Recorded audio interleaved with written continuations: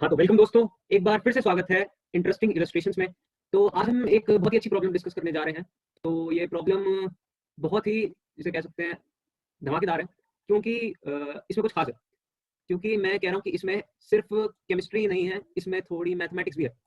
तो आज इस सवाल को देखेंगे। तो सबसे पहले मैं कहता हूँ आपको हमेशा की तरह कि वीडियो को पॉज़ कीजिए, इसको ट्राई कीजिए, नहीं हुआ तो आगे बढ़ते हैं। तो एक हिंट देता हूँ आपको, इस क्वेश्चन में कुछ धमाकेदार चीज़ जो है वो मैं रिवील करना चाहता हूँ, तो हिंट दे देते हैं। इस क्वेश्चन में लगेगी थोड़ी बहुत परम्यूटेशन एंड कॉम्बिनेशन जो हमारा मैथ्स में आता है और बाकी इसके लिए आपको बेंज़ीन देख के लग रहा होगा यहाँ पर इलेक्ट्रोफिलिक एरोमेटिक सब्स्टिट्यूशन भी लगने वाला है। तो वीडियो पॉज़ कीजिए, ट्राई कीजिए, वरना आगे तो मैं बताता ही हूँ। तो करिए।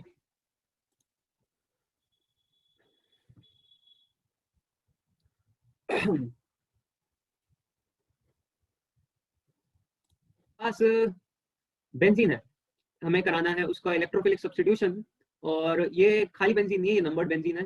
इस नंबर्ड बेंजीन की खास बात क्या है कि हम इसकी पोजीशन को काउंट कर सकते हैं, इसमें पहले से ही नंबर डले हुए हैं। तो क्या होगा, हम इसका रिएक्शन कराएंगे कंसंट्रेटेड H2SO4 प्लस HNO3 से। उसके बाद प्रोडक्ट ए फॉर्म होगा। उसके बाद हम एक ही रिएक्शन कराएंगे क्लोरीन और FeCl3 से।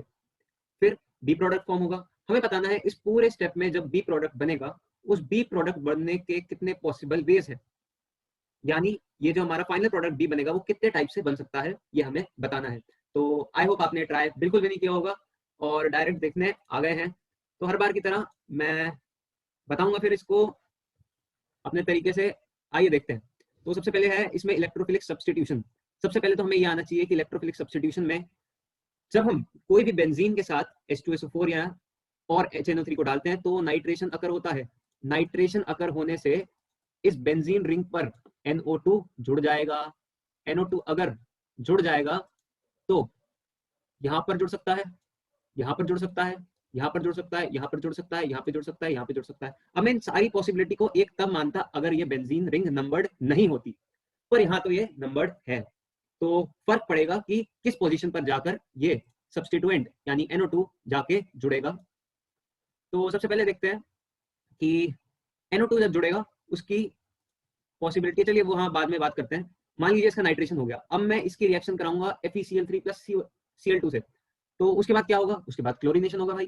क्लोरीनेशन जब होगा उसके बाद बी प्रोडक्ट फॉर्म होगा। उस बी प्रोडक्ट के कितने अरेंजमेंट हो सकते हैं ये हमें बताना है। सबसे पहले बनाते हैं प्रोडक्ट नंबर ए। तो क्या होगा, ये हमारे पास जो बेंजीन है, सॉरी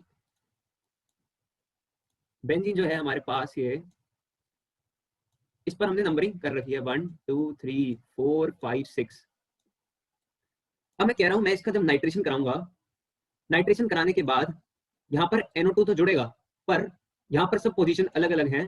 तो यहाँ पर NO2 के जुड़ने की, NO2 के जुड़ने की 6 पॉसिबिलिटीज है कि NO2 या तो 1 पे जुड़ जाए, या 2 पे जुड़ जाए, या 3 पे जुड़ जाए, 4 पे जुड़ जाए, 5 पे जुड़ जाए, 6 पे जुड़ जाए।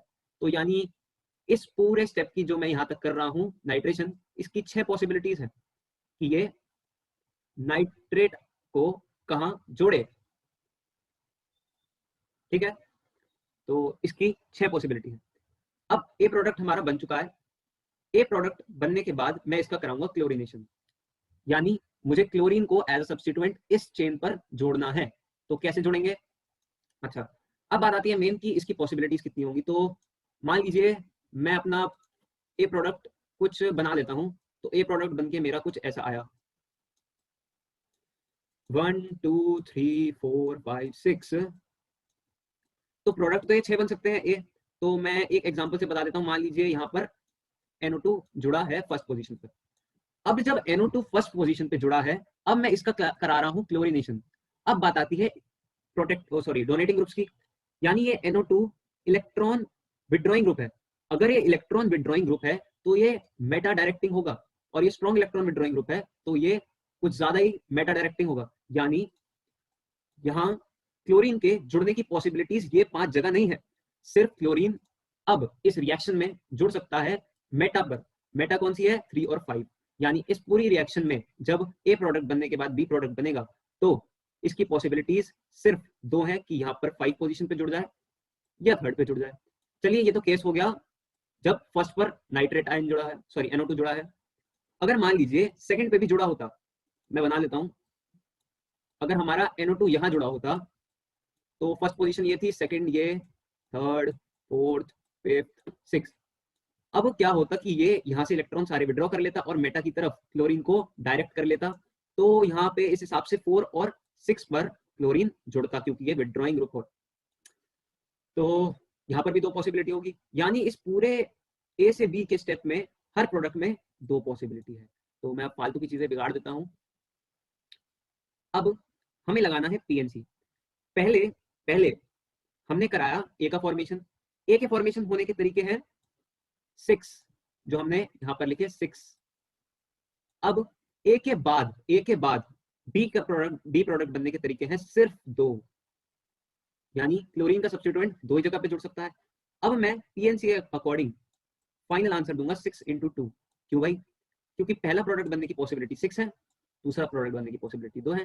तो अगर आपको जरा सा भी पीएनसी आता होगा तो सिंपली इसका आंसर होगा 6x2, यानी 12 तरीके के ऐसे प्रोडक्ट अलग अलग बन सकते हैं, जिसमें नाइट्रेट कहीं और जुड़ा हो, क्लोरीन कहीं और जुड़ा हो। नाइट्रेट अगर फर्स्ट पे जुड़ा हो तो क्लोरीन यहाँ जुड़ा होगा, अगर नाइट्रेट थोड़ा कोने पे जुड़ा हो तो ये यहाँ जुड़े होंगे, मोनोक्लोरीन।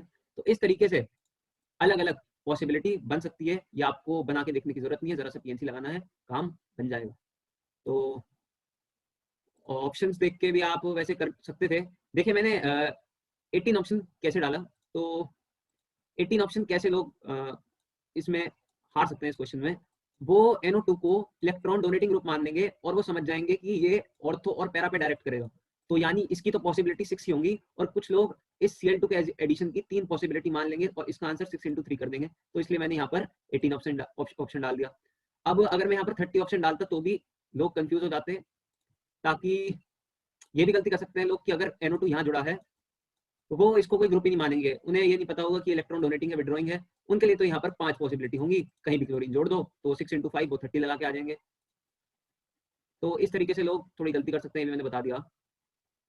अच्छा, तो क्वेश्चन बड़ा धमाकेदार था, तो मैं बता दूं ये खुराफाती क्वेश्चन मैंने बनाया है। तो जेई मेंस जो है वो दो कॉन्सेप्ट को मिक्स करता है, जेई एडवांस जो है वो कई बार दो चैप्टर्स को मिक्स कर देता है। मैंने इस क्वेश्चन को बनाया है दो सब्जेक्ट को मिक्स करके। तो मानिए ना मानिए, चलिए, बहुत ही मस्त क्वेश्चन बना मुझसे, ऑप्शन भी मैंने गजब डाले हैं। तो आई होप क्वेश्चन बहुत बढ़िया लगा होगा। Number of possibility of B product formation है हमारी एट लास्ट 12, सिर्फ 12। तो एंड करते हैं इस वीडियो को, और कमेंट सेक्शन में जरूर बताइए कि ये सवाल आपको कैसा लगा। तो बाय बाय एवरीवन।